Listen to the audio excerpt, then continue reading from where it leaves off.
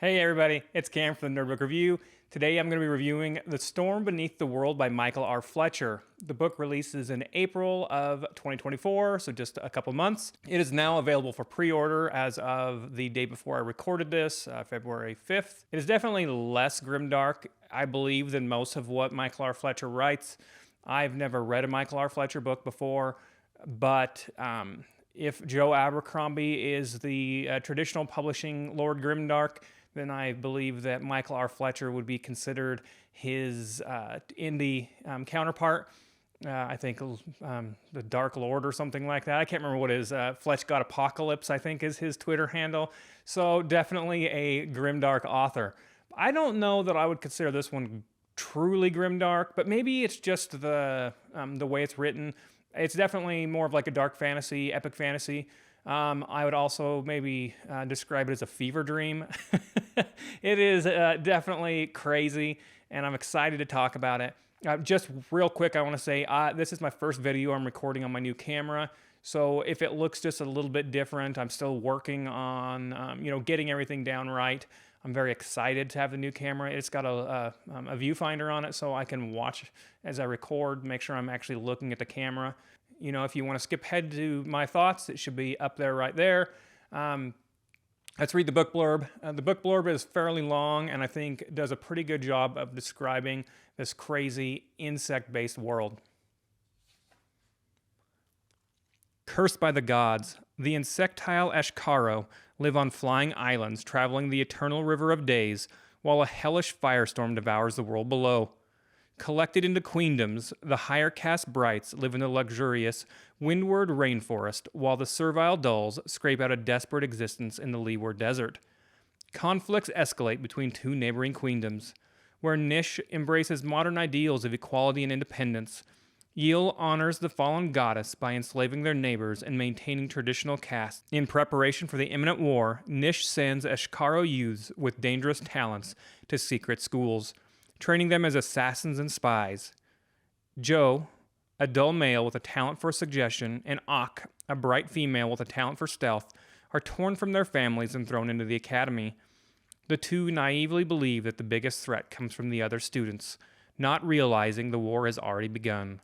United in purpose, divided by caste, they can only save the island from the Mad Queen by working together. So this one is pretty crazy. The book blurb's long, and I'm glad it's long because I think that it really helped kind of prepare me for what I was about to read.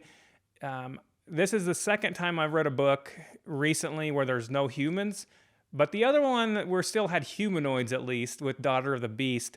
This one, the highest life form, the sentient beings, they kind of look like grasshoppers. There should be a graphic up right now that helps see what they are. I really felt like having those pictures at the beginning of chapters helped me out so much in trying to just kind of imagine what things look like. As I've mentioned, I've never read anything else by Michael R. Fletcher before, which you might think sounds crazy. I'm a grimdark fan and I'm an indie reader, and Michael R. Fletcher might be the most prominent grimdark indie author. And I don't have a good excuse for why I've never read one of his books. I think I don't love the book covers. I know that sounds like a stupid reason not to have read a book before from an author.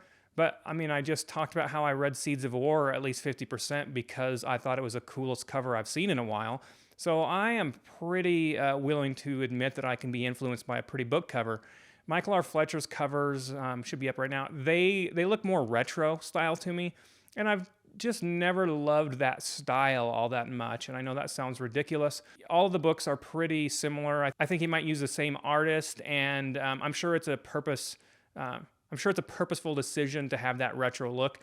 But for whatever reason, I can assure you that it will not be my last book. His writing style, even though we're dealing with completely new creatures, every creature in this book is basically, I mean, I guess they have an insect counterpart on Earth, but we're not dealing with humans, humanoid. There are a couple of mammals on it, but they're like tiny scurrying things. And so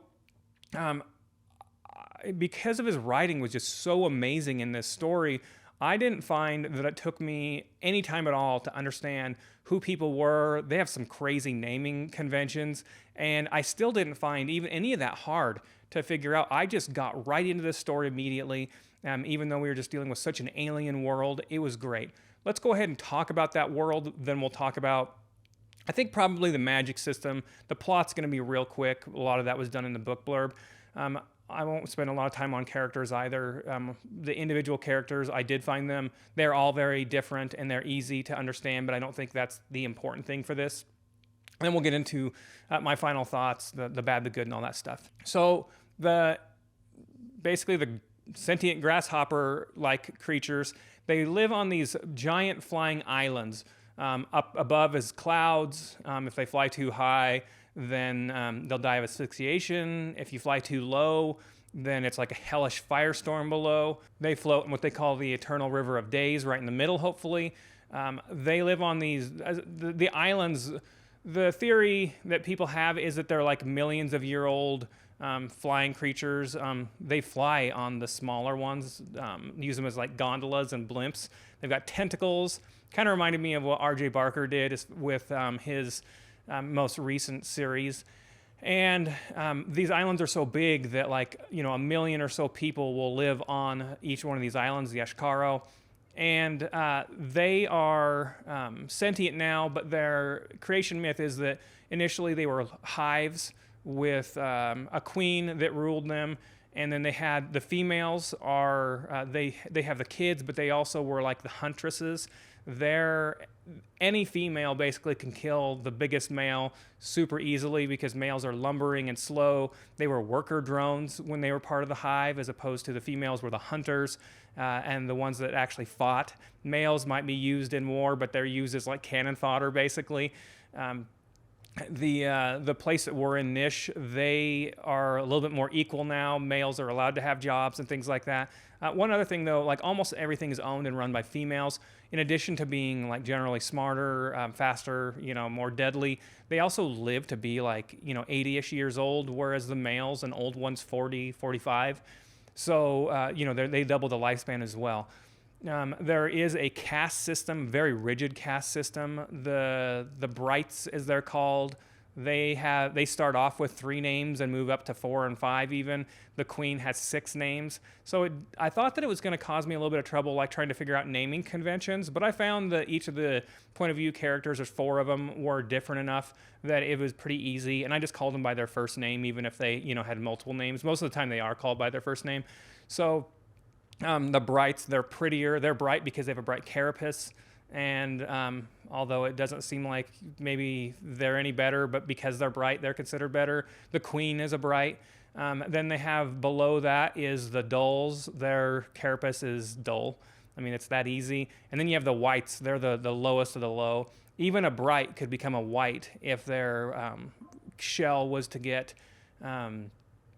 bleached by the sun from spending too much time there, not enough water, whatever the reasoning. So being a white is bad. Even if you were once a bright, once you get damaged and become a white, then you're considered an outcast there.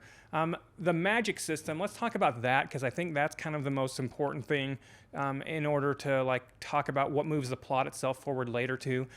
So their creation myth is that initially there was the gods gave them sentience, first the queens, and then later over the generations, the rest of the people. And then the gods also gave them talents, magical abilities. They can literally be anything. I mean, we're talking like one of the characters, their talent is seduction.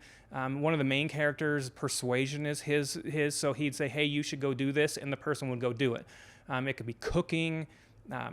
Combat ones are obviously good. Shan, one of the other characters, his is to breathe fire. I mean, it's literally, if you could potentially think of it as something you would like to do, then that's a talent.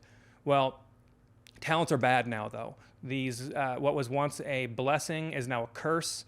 Their creation myth is that another god cursed the people, the Ashkaro, and turned it so that now if you actually manifest a talent, then you basically, it'll cause you to die because of obsession. So it feels basically orgasmic, performing your talent. So say that the person that likes to cook, well, cooking feels almost orgasmically good for you to do that, but you then neglect your own self. They don't wash themselves, they don't eat, they don't drink, and so you'll basically just starve to death. If your talent isn't dangerous, then you'll be banished to one of the smaller islands. As I mentioned, the ones they live on might be like 1,000 miles in circumference, and then there's littler ones that probably just aren't as old yet, so they haven't become quite as big of islands. And people will live on those islands as well. Well, some of those islands are where the banished go. And if you have a dangerous talent, then they kill you most of the time because you can't control yourself. There's such a strong urge to use your talent that it causes problems, obviously. Well, the main plot is, as mentioned, is that there's 2 separate queendoms. They're getting closer together, and whenever an island gets close, then usually the different queendoms will fight each other. The littler ones are often, they'll be like basically pirate queendoms. They're not big enough to have their own agriculture or fully support themselves, so they'll try to attack the bigger islands, do hit and run type. Well, in this case, 2 equally large queendoms, both about 1 million people, are getting closer, and they're getting ready to go to war because of their different ideologies. The one where we spend all of our time, Nish, they are more progressive, as mentioned. They let males work, things like that. Well, this other one, Mad Queen Yule, as she's called on the other island, she follows that goddess. She follows that goddess that cursed them, right?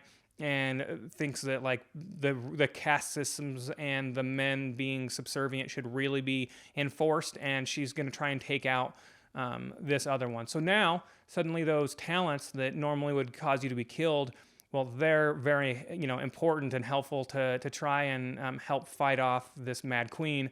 And that's kind of where the story is going to go of the 4 point of view characters. They're all teenagers. They go to these basically magical schools. I do love my magical school, even when it's insects, right? And so they're going to learn to use their talents, kind of refine them and help a little bit.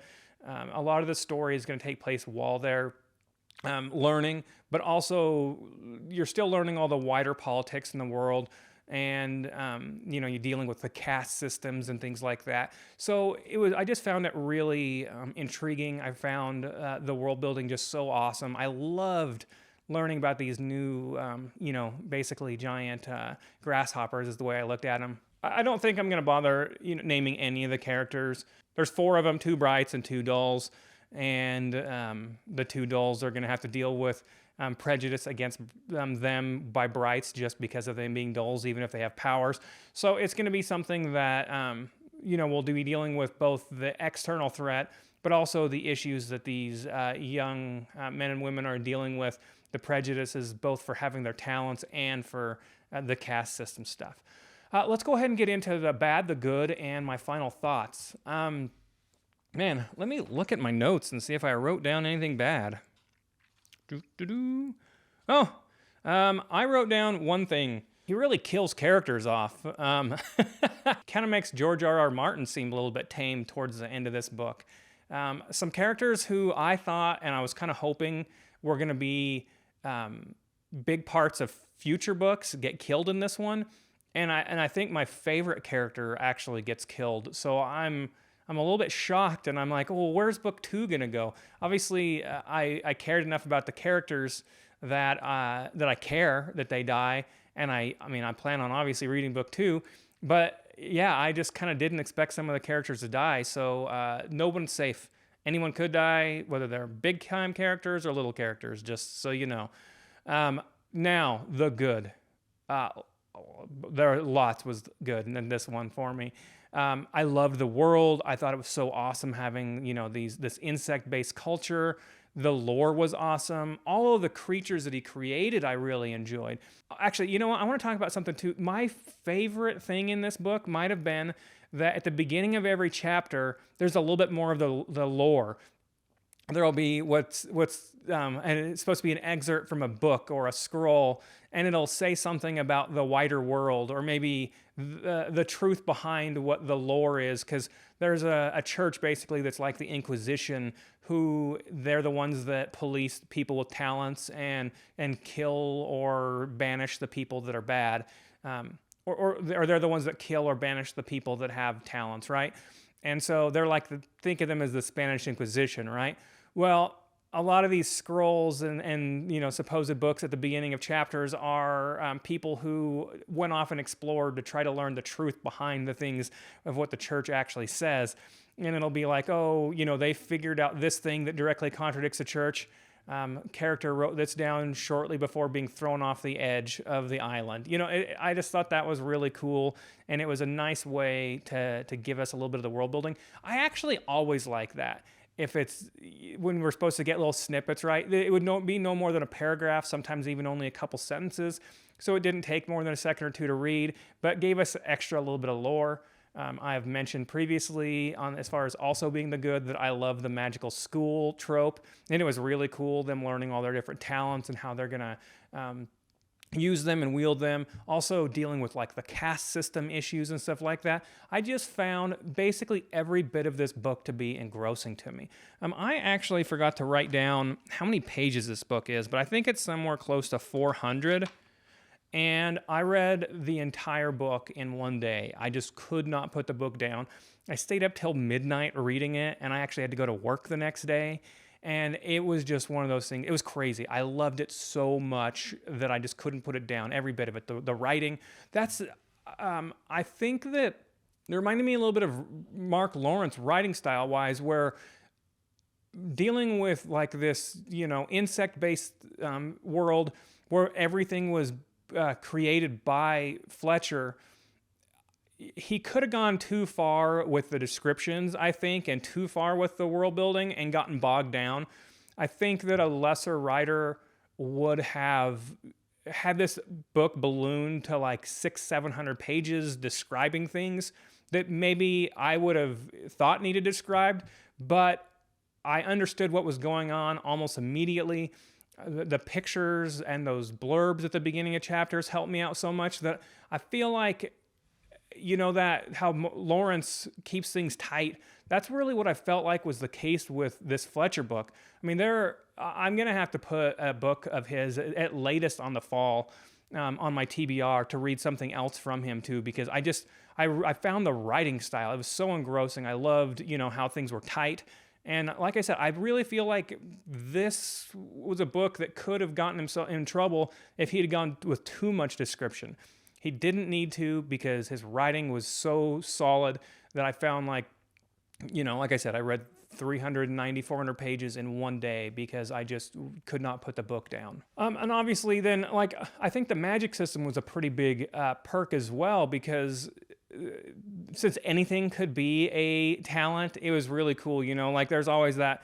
They're always wondering, if maybe the high noble families, sometimes they have, they're like, are they keeping non-dangerous, talented people around because their goods will be perfect, right? Like one of the dolls we see right off the bat, they make beautiful carvings.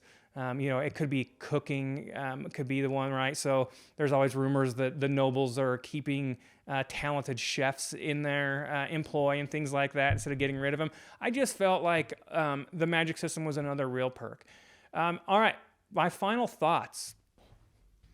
Okay, ran into my first technical issue. I moved the camera off its stand for a second, put it back on. So if the picture got just a little bit different right here, of course, when I had about 2 minutes left, that's the way it goes. So my final thoughts though, absolutely loved this book. I gave this book a solid 10 out of 10, 5+. It'll be on my Book of the Year award list, as I've mentioned previously, and just for the one I just did, that any book that gets a 10 out of 10 will be on my Book of the Year list. It'll just depend on, where they'll end up being ranked, but they will be there. Loved this book. I loved every bit of it. As I mentioned, I felt like the writing style was just done perfectly, not too much description, not too little. I thought the story was awesome, and I just loved, getting something new and something different. I cannot recommend this book enough. This is my first Michael R. Fletcher book, but I can absolutely guarantee you that it is nowhere near my last. If any of his other books are like this, I'm going to absolutely love him. And I've got my TBR pretty full all the way out through May almost now, but probably June, I'm going to throw another Michael R. Fletcher book on there. If you're watching this and you have read another Michael R. Fletcher book, then go ahead and give me a recommendation and throw out some ideas for what I should read. I loved every bit of this book. Obviously, if I read 390 pages in one day, I stayed up till midnight reading it. I just could not put it down. And man, can't recommend this book enough. Comes out April, I think 5th, sometime in early April. You can pre-order it on Amazon now. And I absolutely recommend it if you want something different where you're not just dealing with humans. Like I said, this one's a little bit darker, but I would say that I don't know if I personally would quite classify this one as grimdark. You do have some potential world-ending, calamities, and the caste system's a little bit on the rough side, but I think that this is more just like epic fantasy on the darker bent of things. I definitely don't think this is the most grimdark thing I've ever read, or I am imagining that it's not going to be the most grimdark Michael R. Fletcher thing that I read. Just love the book, recommend it, and go out and read this book. Hope you guys all have a wonderful day. Sorry for any technical issues that I might end up dealing with here with this brand new camera. I'll get things figured out and we'll get better. If you are enjoying my videos, please like and subscribe. I have been so happy with all the comments I've been getting so far. We've got a few people who seem to be watching all the videos, and they regularly comment, and I love it. More comments, the better. Interacting with people is part of why I'm doing these videos. Anybody can read the book on their own. I am doing this because I want to talk to other people about books, and I want to hear your feedback if you've read the books, and I'm enjoying myself quite a bit. Thanks, everybody. Hope you have a wonderful day.